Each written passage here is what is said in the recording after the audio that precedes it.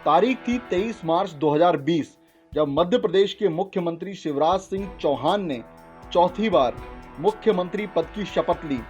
सवाल था कि क्या शिवराज अपनी सरकार चला पाएंगे? कौन होंगे शिवराज के मंत्रिमंडल में शामिल? पार्टी ने एक सप्ताह पहले 5 लोगों को कैबिनेट बनाने की मंजूरी दी थी।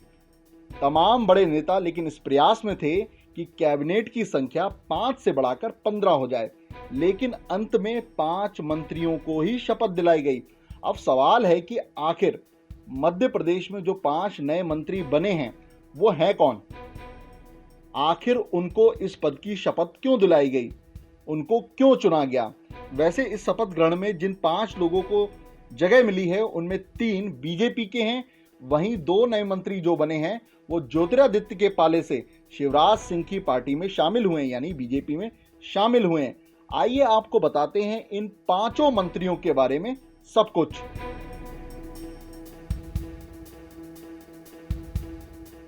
पांच मंत्रियों में से एक नरोत्तम मिश्रा पहले की सरकार में कद्दावर मंत्री रहे हैं। उनको शिवराज सिंह चौहान का संकट मोचक माना जाता है।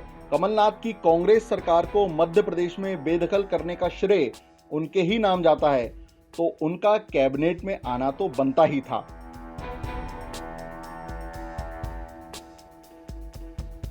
पांच मंत्रियों में दूसरे नंबर पर जो मंत्री हैं उनका नाम है कमल पटेल।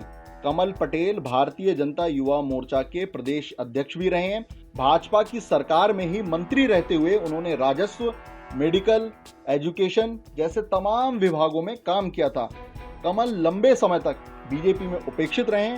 ऐसे में जब पहली बार मौका आया तब पटेल को बिना किसी लॉबिंग के मंत्री बनने का मौका मिला है। पटेल जाट समुदाय से आते हैं और पिछड़ा वर्ग का प्रतिनिधित्व करते हैं।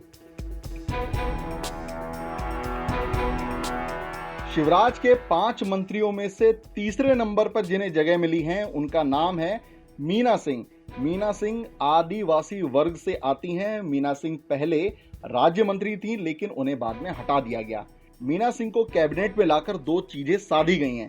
पहला तो ये कि वो महिला हैं, दूसरा ये कि वो आदिवासी हैं। मीना सिंह को विंध्य क्षेत्र का प्रतिनिधि भी माना जाता है।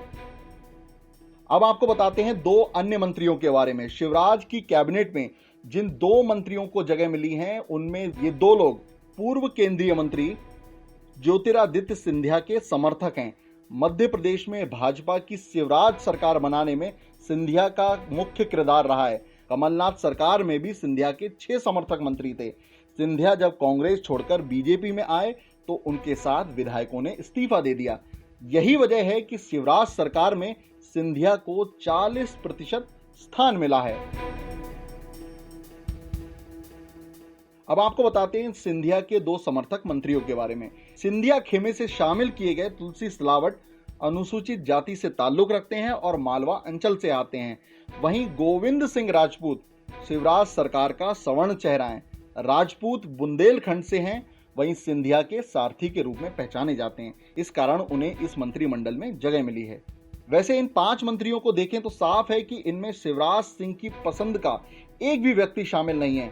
यानी बीजेपी हाईकमान का संदेश साफ है कि सरकार की तरह चलेगी। पसंद या नापसंद को अब कोई भी महत्व नहीं दिया जाएगा।